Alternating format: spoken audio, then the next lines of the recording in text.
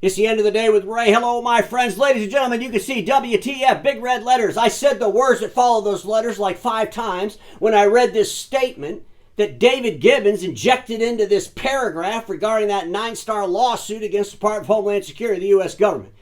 First of all, the lawsuit is ridiculous. I did an episode on that. Today, I want to talk about this stupid-ass sentence that David felt he had to stick in this paragraph.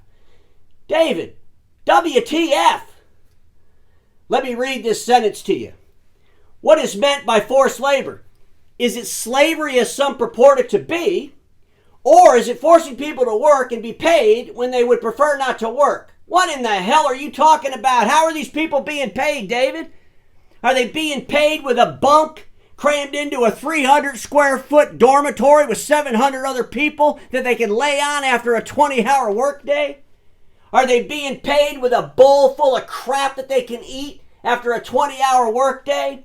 Are they being paid by getting Band-Aids to wrap their fingers because they're blistered and bleeding from a 20-hour workday? David, how are they getting paid? Are they getting paid with whips and chains? This is absurdity, David. I cannot believe you said this. Ladies and gentlemen, tomorrow I'll be on an airplane. I'm going to Boston. The BTA meeting has a panel discussion on 9-star and this Uyghur Forced Labor Prevention Act, the banning of 9-star. I look forward to hearing what these industry leaders have to say about this subject. I look forward to doing some episodes from the road, if you will, next week. But David Gibbons, what in the hell do you mean by this sentence? It's outrageous.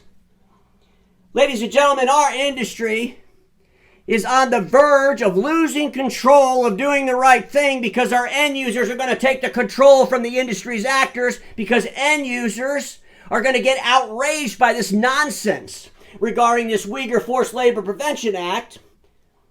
They're going to get outraged by it, folks.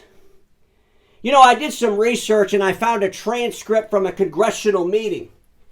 I'm going to bring that transcript up. I want to read some of this because I think it's important for our industry. Because, ladies and gentlemen, I believe our industry is on the edge of losing control over this narrative. And the industry's end users, they have power. They have power of the purse, and they're going to be so outraged by an industry that did nothing about this. And we need to stand up and say no to all 9-star subsidiaries, and we have to get out of our minds this clouded judgment because we have friends that work at some of these subsidiaries. This is bigger than them, and it's bigger than our industry. Ladies and gentlemen, let me jump on the board. I want to share a couple things, and then I'm going to get into this testimony, this transcript, if you will, because it's horrifying what these congressmen are saying. It's horrifying.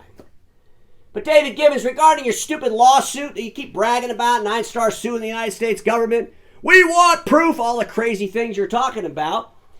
You know, a dealer sent me this email. The dealer got the email July 14th of 2023, well over a month since G&G, one of the banned subsidiaries of 9-star, was banned by the Department of Homeland Security. They're out there selling their product like it's nobody's business. Hey, dealer, we got Epson ink. Buy it from us.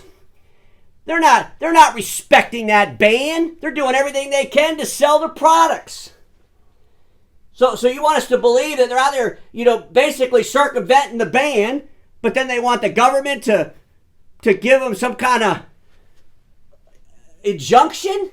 It's just laughable, David. It's laughable. Let me read this transcript to you, ladies and gentlemen. I'm not going to read the whole thing, but there's a part in here that's very, very disturbing. And folks, here's what I'm going to tell you. If you're competing against a 9-star subsidiary, and your city's getting ready to buy equipment from a 9-star subsidiary, I would get on the agenda of that city council meeting and I would read a transcript from one of these congressional hearings. I would educate that city council on the UFLPA. I would educate that city council on the banning of 9-star and the subsidiaries involved. And then I would ask that city council, do we really care that some of the subsidiaries aren't on the list when their owner is? Because I think the city council would agree. But when you read testimony that's coming out of the Congress, when you read testimony that's coming out of the Senate, bipartisan testimony, I'm telling you right now, ladies and gentlemen, you could sway the decision, and these entities would not buy products that are tainted with the sweat of slave labor, or worse, that are bloodstained by forced labor or tortured labor. New Jersey Republican Congressman Christopher Smith. Let me read some of the things he says. And make no mistake about what the stakes are in the struggle against the Chinese Communist Party. Not something anecdotal like a simple strategic competition. Rather, we are in a survival struggle with a dictatorship and authoritarian state that seeks global hegemony and the fundamental displacement of the United States and the liberal economic order throughout the world. To that end, the PRC will take advantage of the Western world's liberal trade regime while utilizing forced labor to give itself an unfair trade advantage, all with the ultimate objective of imposing its governance upon the rest of the world. That's what this is about, ladies and gentlemen. It's so much bigger than toners and printers. Let me read this paragraph. This has led to massive detentions of more than 1 million people, maybe many more, of Uyghurs, many of whom are forced to work and are subject to horrific human rights abuse, including forced sterilization, forced abortion, and indeed forced organ harvesting. Organ harvesting, it sounds outrageous.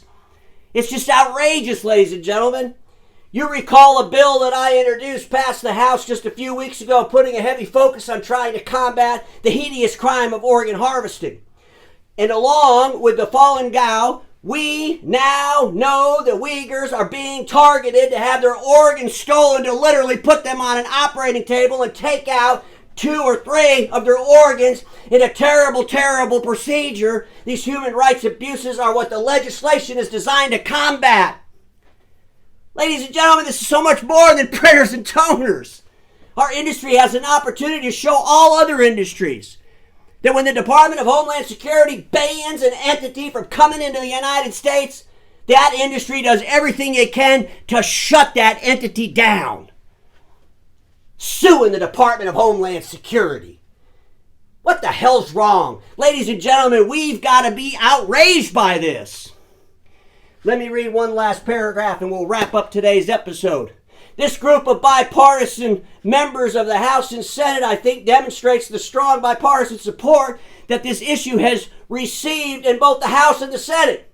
Since the UFLPA was signed into law, we have seen significant efforts by Customs and Border Protection and the Multi-Agency Forced Labor Enforcement Task Force to implement the bill. As the lead enforcement agency, CBP, has been a strong ally in its implementation.